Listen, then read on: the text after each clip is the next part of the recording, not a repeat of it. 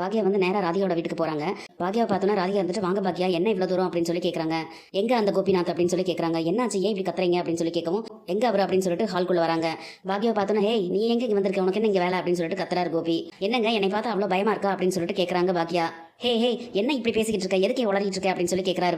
எதுக்கு இப்படி உளறிட்டு இருக்க என்ன வேணும் உனக்கு அப்படின்னு சொல்லி கேட்குறாரு. என்ன வேணுமா நான் நல்லா இருக்க கூடாது நாசமா போயிடணும்னு சொல்லிட்டு எவ்வளோ தூரம் இறங்கி வேலை பார்த்துருக்கீங்க உங்களுக்கு வெக்கமா இல்லை அப்படின்னு சொல்லி பேசுறாங்க பாக்யா. இங்கே என்ன நடக்குதுன்னு புரியாம ராதிகா வந்து பேந்த முடிச்சுட்டு இவங்களே பார்த்துட்டு இருக்காங்க. ராதிகோட அம்மாவும் முறைச்சு பாக்யாவை பார்த்துட்டு இருக்காங்க. உடனே ராதிகா இருந்துட்டு என்னாச்சு பாக்யா என்ன விஷயம் சொல்லுங்க ஏன் இப்படி பேசிக்கிட்டு இருக்கீங்க அப்படின்னு சொல்லி கேட்குறாங்க.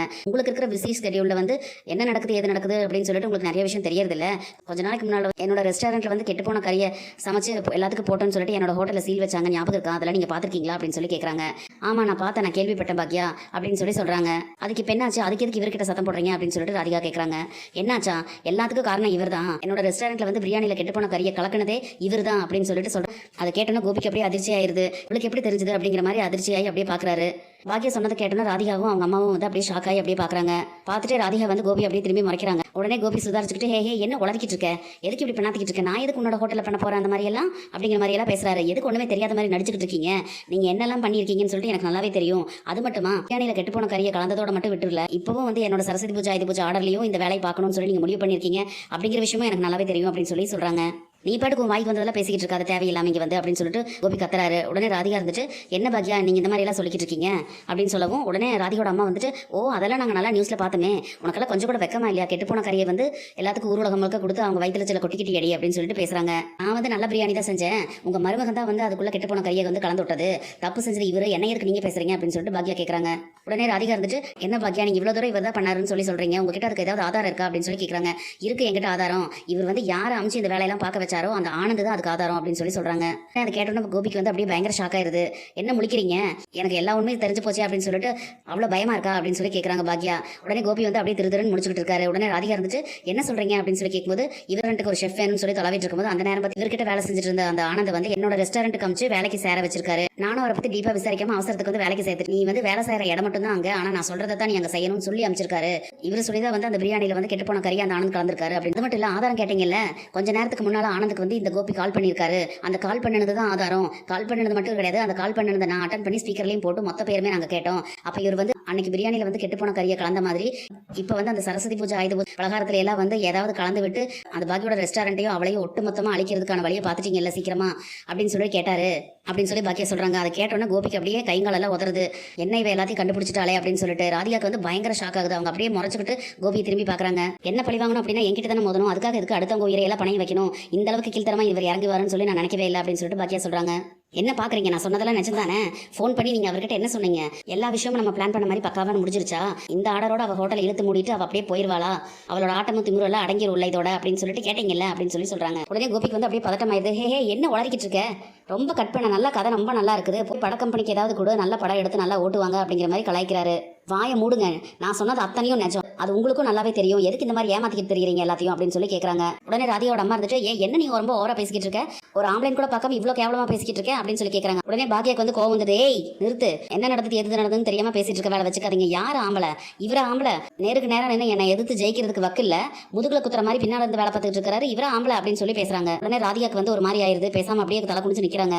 நீங்கள் என் கூட இருக்கிற வரைக்கும் எனக்கு துரோகத்தை மட்டும்தான் பண்ணீங்க வேற எதுவுமே பண்ணல அதுக்கு கூட நான் திருப்பி உங்களுக்கு எதுவுமே செய்யவே கிடையாது பிடிக்கலையா கூட இருக்கிறதுக்கு விலகி இருந்து போயிட்டு அவங்கவுங்க வேலையை பார்க்கணும்னு சொல்லி நான் பாட்டுக்கு பேசாமல் இருந்துட்டேன். ஆனால் நீங்கள் எந்த அளவுக்கு கேவலமாக தரங்கிட்டு போய் நடந்துட்டு இருக்கீங்க அப்படின்னு சொல்லி நீங்களே யோசிச்சு பாருங்க அப்படின்னு சொல்லி சொல்கிறாங்க. ஒரு தடவை என்னை சீண்டி பார்க்கும்போதெல்லாம் நான் பொறுத்துக்கிட்டேன் ஆனால் வந்து மற்றவங்களோட உயிரோட விளையாடுற அளவுக்கு இந்த அளவுக்கு தரங்கிட்டு போயிட்டீங்கன்னு தெரியும் போது தான் எனக்கு அத்தனை ஆத்திரம் வருது. கெட்டு போன கறியை நீங்கள் அந்த பிரியாணியில் கலந்தது சாப்பிட்டுட்டு எத்தனை பேர் ஹாஸ்பிட்டல் உயிருக்கு போராடிட்டு இருந்தாங்கன்னு சொல்லி தெரியுமா அதெல்லாம் உங்களுக்கு எங்க தெரிய போகுது. நீங்க அமைச்ச ஷெஃபோட பொண்ணே வந்து அந்த பிரியாணியை சாப்பிட்டுட்டு உயிருக்கு போராடிட்டு இப்பதான் வந்து பொழைச்ச வீட்டுக்கு வந்திருக்காங்க உங்களுக்கு அந்த விஷயம் தெரியுமா அப்படின்னு சொல்லிட்டு பாக்யா கேட்குறாங்க. அம்மா அம்மான்னு சொல்லிட்டு உங்க அம்மா பின்னாலேயே தெரிவிங்களே அம்மா தான் எனக்கு பெருசு அப்படின்னு சொல்லிட்டு ஆனா உங்க அம்மாவோட நிலைமை இன்னைக்கு என்ன நிலைமைன்னு சொல்லி உங்களுக்கு தெரியுமா உங்களுக்கு அப்படின்னு சொல்லி கேட்கறாங்க. உடனே கோபி வந்துட்டு அம்மா அம்மாக்கு என்னாச்சு அப்படின்னு சொல்லி கேட்கறாங்க. என்னோட பிரியாணி ஆர்டர் விளக்கேற்றி திறந்து வச்சதே வந்து அவங்க விளக்கேற்றி அதை தொடங்கி வச்சதுனால தான் அந்த பிரியாணி ஆர்டர் வந்து நாசமா போய் அந்த இதே எல்லாமே கேன்சல் ஆச்சு ஹோட்டல் மூடுற அளவுக்கு நிலைமை வந்துருச்சு என்னோட ராசி சரியில்லை அப்படின்னு சொல்லிட்டு அவங்க ஒரு இடத்துல முடங்கி கிடக்குறாங்க. அவங்களோட வேதனை எவ்வளவு பெருசுங்கிறது கொஞ்சமாவது உங்களுக்கு புரியுமா அப்படின்னு சொல்லி கேட்கறாங்க. தன்னோட ராசி தான் இது எல்லாத்துக்கும் காரணம் இத்தனை பிரச்சனைக்கும் காரணம்னு சொல்லிட்டு அவங்க அவ்வளவு தூரம் டெய்லி அழுது புலம்புறது போகிறது எனக்கு தான் தெரியும். என்ன பழி வாங்குறதுக்காக நீங்கள் இவ்வளோ தூரம் தரங்கிட்ட இறங்கி போவீங்கன்னு சொல்லிட்டு நான் கொஞ்சம் கூட நினச்சி பார்க்கல மிஸ்டர் கோபிநாத் அப்படின்னு சொல்லிட்டு பேசுகிறாங்க. அந்த பிரியாணி ஆர்டர் சொதப்பி போய் ஊர் பூரா மானம் போனதுக்கப்புறமா அதே ஷெஃபை நம்பி மறுபடியும் இன்னொரு ஆர்டர் இவ எடுக்கிறாளே, இவ சரியான அடிமுட்டாளாக இருப்பாளோ அப்படின்னு சொல்லி தானே நீங்கள் யோசிச்சுட்டு இருந்தீங்க இத்தனை நாள் அப்படின்னு சொல்லிட்டு என்ன பார்க்குறீங்க. சறுக்கின இடத்துலையே திரும்ப சறுக்கிற அளவுக்கு நான் ஒன்றும் முட்டாள் கிடையாது. நீங்கள் அனுப்பின ஆளையே என் பக்கம் இழுத்துக்கிட்டு அந்த ஆர்டரை சக்ஸஸ்ஃபுல்லாக முடிச்சு வச்சுட்டு தான் நான் இங்கே வந்திருக்கேன். முள்ளாலேயே எடுக்கிற மாதிரின்னு சொல்லுவாங்களே, அதே மாதிரி தான் எந்த ஷெஃப் வந்து அந்த ஆர்டரை வந்து கெடுத்து விட்டு என்னோட மான மரியாதையை வாங்கினாரோ அதே ஷெஃபை வச்சு தான் வந்து இந்த சரஸ்வதி பூஜை ஆர்டரை எடுத்து நல்லபடியாக முடிச்சு டெலிவரி பண்ணிட்டு தான் நான் இங்கே வந்திருக்கேன் அப்படின்னு சொல்கிறாங்க பாக்யா. உடனே கோபிக்கு வந்து அப்படியே எரிச்சல் பற்றிக்கிட்டு வருது, அப்படியே முறைக்கிறாங்க. அதுக்கு மேலே ஈஸ்வரி ரெஸ்டாரண்ட் வந்து இழந்த பேரை மீட் எடுத்தாச்சு அப்படின்னு சொல்லி அத்தைக்கு நான் ப்ரூஃப் பண்ணியிருக்கேன். அது மட்டும் இல்லை, நீங்கள் கெட்டவர் அப்படின்னு சொல்லிட்டு எல்லாத்துக்கும் நிரூபிச்சிருக்கேன் அப்படின்னு சொல்கிறாங்க. அதை கேட்டோன்னே ராதிகாவோட அம்மா வந்துட்டு ஏய் நீ முதல் கிளம்ப வெளியே அப்படின்னு சொல்கிறாங்க. உடனே ஏய் நிறுத்து அப்படிங்கிற மாதிரி கையசைச்சு அவங்கள வாயை அடக்கி வச்சிடறாங்க பாக்யா. இத்தனை நாளாக நீங்கள் என்கிட்ட பிரச்சனை பண்ணிட்டு இருக்கும்போது போனால் போதுன்னு சொல்லி நான் உங்களை இவ்வளோ நாளாக சும்மா விட்டுட்டேன். அதுக்கு மேலே வந்து இத்தனை நாள் மாதிரி உங்களை சும்மா நான் விடவே மாட்டேன் அப்படின்னு சொல்கிறாங்க. என்ன பழி வாங்குறதா நினச்சா ஆயிரக்கணக்கான பேர் ஆர்டர் கொடுத்தாங்களா அவங்களையும் பழி வாங்கியிருக்கீங்க. உங்கள் அம்மாவோட மனசையும் நோக்கடிச்சு அவங்களையும் பழி வாங்கியிருக்கீங்க. இத்தனை நாள் பொறுத்துட்டு இருந்த மாதிரி இனிமேல் நீங்கள் செய்யறதெல்லாம் பார்த்துட்டு நான் சும்மா இருக்க மாட்டேன். உங்களை சும்மாவே நான் விட மாட்டேன் கோபிநாத், சும்மா விட மாட்டேன் அப்படின்னு சொல்கிறாங்க. பாக்யா அப்படி சொன்னா ராதிகா வந்து ஏய் என்னடி பண்ணுவ அப்படி அப்படின்னு சொல்லி கேட்குறாங்க. என்ன பண்ணுவேனா, என் பக்கமே இனிமேல் திரும்பி பார்க்காத அளவுக்கு என்ன பண்ணணுமோ அந்த அளவுக்கு தரமாக பண்ணுவேன் அப்படின்னு சொல்கிறாங்க. நீங்கள் என்ன நினைச்சாலும் தலையெல்லாம் நின்று தண்ணி குடிச்சாலும் என்னை அழிக்கவே முடியாது மிஸ்டர் கோபிநாத். நான் மேலே இனிமேல் மேலே உயர்ந்து போயிட்டே இருப்பேன் அப்படின்னு சொல்லிட்டு சவாலாக சொல்கிறாங்க பாக்யா. ஆனால் நீங்கள் இனிமேல் கீழே இறங்கி போயிட்டே இருப்பீங்க. நான் கீழே இறங்க வைப்பேன். இனிமேல் இது வரைக்கும் பார்க்காத பாக்யாவை இனிமேல் நீங்கள் பார்ப்பீங்க அப்படின்னு சொல்கிறாங்க.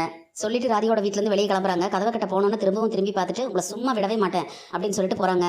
கோபி வந்து அப்படியே திருதுன்னு முடிச்சுட்டு என்ன பண்ணுறதுனே தெரியாமல் அப்படியே யோசிச்சுட்டு நின்றுட்டு இருக்காரு. எந்திரிக்க முடியாத அளவுக்கு கோபிக்கு தரமான பதிலடி வந்து இந்த தடவையாவது பாக்கியா கொடுக்கணும். இனி என்ன நடக்க போகுதுன்னு சொல்லி நம்ம பொறுத்து பார்க்கலாம் ஃப்ரெண்ட்ஸ். நம்ம வீடியோ பிடிச்சிருந்தா லைக் பண்ணி சப்ஸ்கிரைப் பண்ணுங்கள். தேங்க்யூ.